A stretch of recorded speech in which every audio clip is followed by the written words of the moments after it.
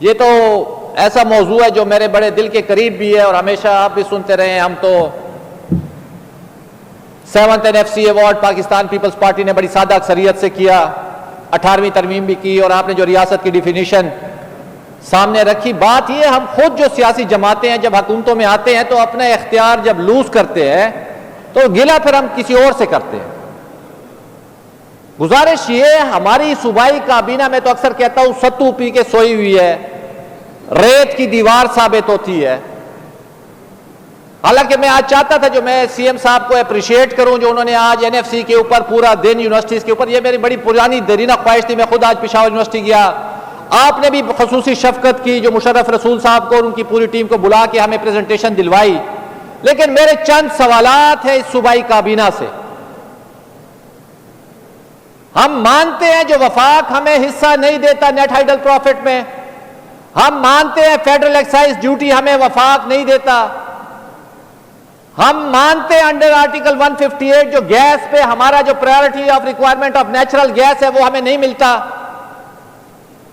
वो देते नहीं है और ये लगाते नहीं है।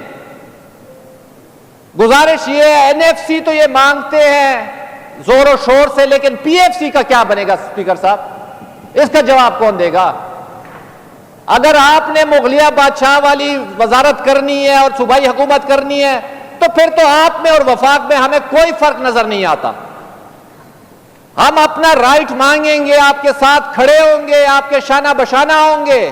अगर किसी की यह गलत फहमी हो जो हम कोई सियासी आपके साथ पोलराइजेशन करेंगे, नहीं, हम एनएचपी भी मांगेंगे, हम तेल पे भी एक्साइज ड्यूटी मांगेंगे, हम मर्जर पे जो पैसे हमें एनडब्ल्यूएफपी की शक्ल में मिल रहे हैं हमें कॉन्स्टिट्यूशनल फ्रेमवर्क में ला के केपी बना के हमें हिस्सा दिया जाए जिसमें हमारा हिस्सा 19% होता है जो कि हमें आज 14.62 मिल रहा है।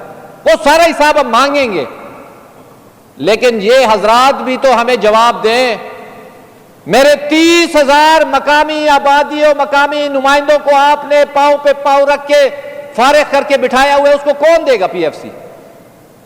आज ये सानुल्लाह मियां खेल साहब बैठे हुए, से पूछे तहसील द्राबड़ और तहसील कुलाची में तरक्याती काम की क्या पोजीशन है, क्योंकि यहां पे कोई बादशाह आ जाता है, उसकी मर्जी होती है, अगर वो बादशाह मर्दान का है तो सब कुछ मर्दान चला जाता है, वो बादशाह सुआत का है तो सब कुछ सुआत चला जाता है, वो बादशाह डी खान का है तो सब कुछ डी खान शहर में लग जाता है।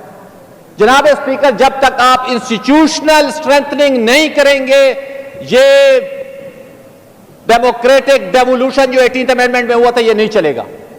जनाब स्पीकर, उसके बाद मैं आता हूं, आप मुझे बताएं, आप खुद मानसेरा से ताल्लुक रखते हैं, साउथ दुनिया का सबसे बड़ा डैम तरबेला डैम है जो अर्थफिल डैम है और साउथ एशिया का सबसे बड़ा हाइड्रो स्टेशन है, 20 अरब यूनिट सस्ती तरीन इस मुल्क को बिजली देता है। मरकज हमें नेट हाइडल प्रॉफिट नहीं देता जिसकी एजीएन काजी फार्मूला में 2500 अरब रुपए कीमत बन चुकी है, 2500 अरब। खटक साहब ने एक एग्रीमेंट किया था 2015 में 1.15 प्लस इंडेक्सेशन रखा था हर यूनिट पे, जो कि गालिबन कोई 35-40 अरब रुपए बनते, वो भी नहीं देते हमें ये वफाक। लेकिन मैं इस सूबाई हुकूमत से पूछता हूं, जो हमें 1000 अरब के करीब अभी तक जब से तरबेला बना है वो जो हमें मिले हैं, मुझे बताए तरबेला, सवाबी, मानसेरा, हरीपुर, इसी रीजन में उसका सारा हाइड्रो स्टेशन है, उस पर इन्होंने कितना लगाया? जब तक ये सुन ले, मीडिया भी बैठे हुए, मेरे कलीग्स भी बैठे हुए, मकामी आबादियों को आप मुस्तफीद नहीं करेंगे, ये डेवलपमेंट का मॉडल नाकाम होगा। मकामी आबादियां जब तक बेनिफिशियरी नहीं बनेंगी, आपकी ये जितनी भी तरक्की है ये सारी मसनूई होगी। पाकिस्तान का सबसे बड़ा ऑयल वेल मेरे पास है नाशपा की सूरत में, हजारों बैरल तेल देता हूं, लेकिन मुझे बताएं ये कुहाड़ डिवीजन के लोग बैठे हुए हैं, करक के लोग बैठे हुए हैं, वहां से जो रॉयल्टी की बाद में पैसा आता है पहले वो पूरा नहीं देते, फिर ये हजरात मकामी आबादियों को नहीं देते, ये अपने मनपसंद इलाकों को दे देते हैं।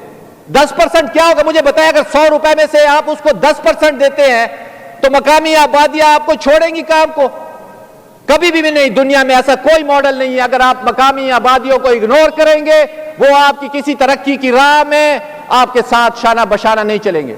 सुई गैस की मिसाल आपके सामने है, 1951 में आपने सुई के मुकाम पे गैस निकाली, पूरे पाकिस्तान को आपने गैस जलाई, और आज सुई की पॉवर्टी रेशो आप देख ले, शर्म आती है स्पीकर साहब, ये कौन सी तरक्की है। गुजारिश ये 11th NFC अवार्ड होने जा रहा है, लेकिन अपने अदाओं पे तो गौर करें ना।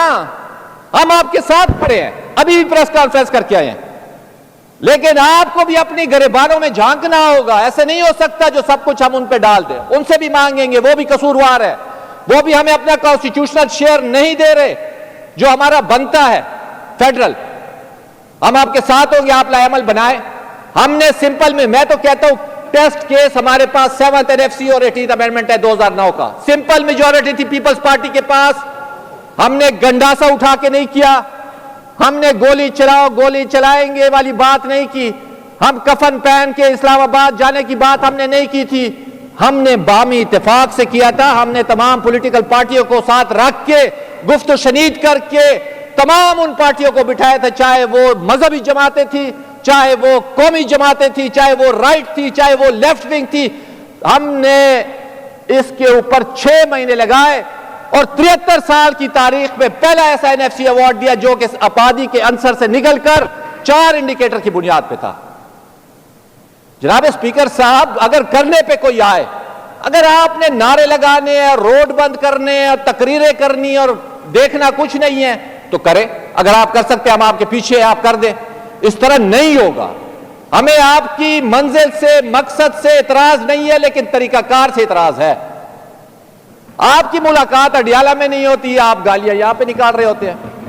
मुझे बताएं कौन सा सियासी लीडर है जो जेल नहीं गया? नेहरू, गांधी, गफार खान, बादशाह खान, वली खान, आसिफ अली जरदारी, बेनजीर भुट्टो। हम चाहते हैं जो ये ना जाए जेलों में। आपके लीडर पे भी हमें अफसोस होता है, लेकिन ये एक तल्ख हकीकत है, यहां पे सियासी जमातें कमजोर है, ये हमें भुगतना पड़ेगा। लेकिन जो हकूक की जंग है, इस पे मिलजुल के बैठना पड़ेगा।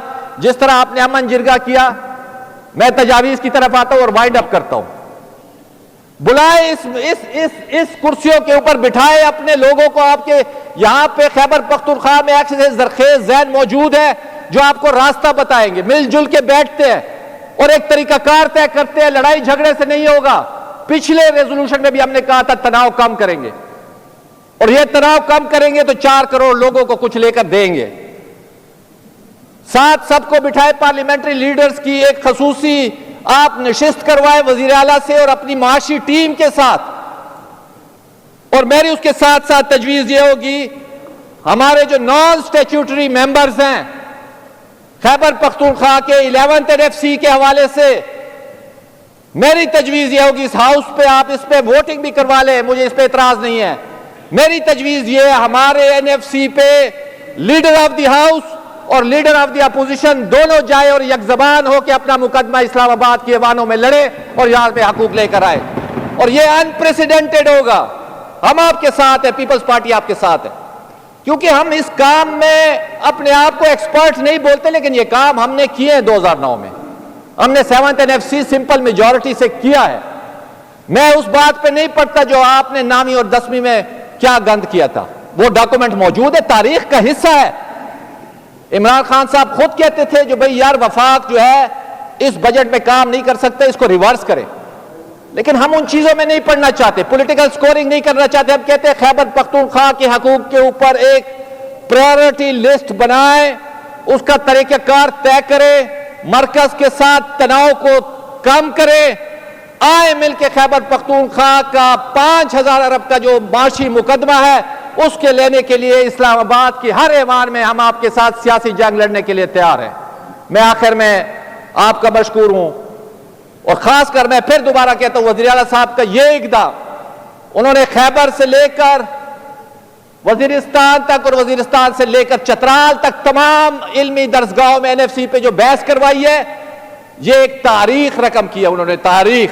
इस पे कोई पैसे नहीं लगे, लेकिन ये वो तरजीहात है जो इस सूबे में हमारी क़यादत को करनी पड़ेगी और हमें अपना माशी मुकदमा लोगों को समझाना पड़ेगा और यही लोग इस मुकदमे को जीतने के लिए हमारे साथ ताउन करेंगे। और आखिर में परवीन शाकिर के उन अल्फाज पे इख्तिताम करूंगा, बल्कि मैं तो चाह रहा था जो अलामा साहब की उस पर मैं इख्तिताम करूं, बल्कि मुझे तो वो खुशहाल खान की वसीयत याद आ रही है अक्सर, क्योंकि हमारा ये बॉर्डर बंद होता है स्पीकर साहब, अक्सर, क्योंकि मैं चाहता हूं किसी अफगान पॉलिसी के ऊपर भी हम बात करें, क्योंकि वहां पे हमारे बॉर्डर बंद किए हुए हैं। हुकूमत के साथ आप लड़ाई करें, लेकिन आप वहां पे अफगान पॉलिसी, जो हमारे रूहानी पेशवा थे, हजरत अल्लामा इकबाल, अंदलीब हिजाज थे, शायर मशरिक थे, हकीमुल उम्मत थे, उन्होंने खुद कहा था आसिया यक पै करे आब गिलस्त, मिल्लत अफगान दुरा पै करे दिलस्त, आज फसादे ओ फसादे आसिया, दर गुशादे ओ गुशादे आसिया, तादिल आजाद अस्तन वरना काहि दर रहबाद अस्तन। शुक्रिया स्पीकर साहब। आप रिस्पॉन्ड कर दें, ये रिस्पॉन्ड कर दें तो फिर 2 करारदादें वो ले लेते हैं आप।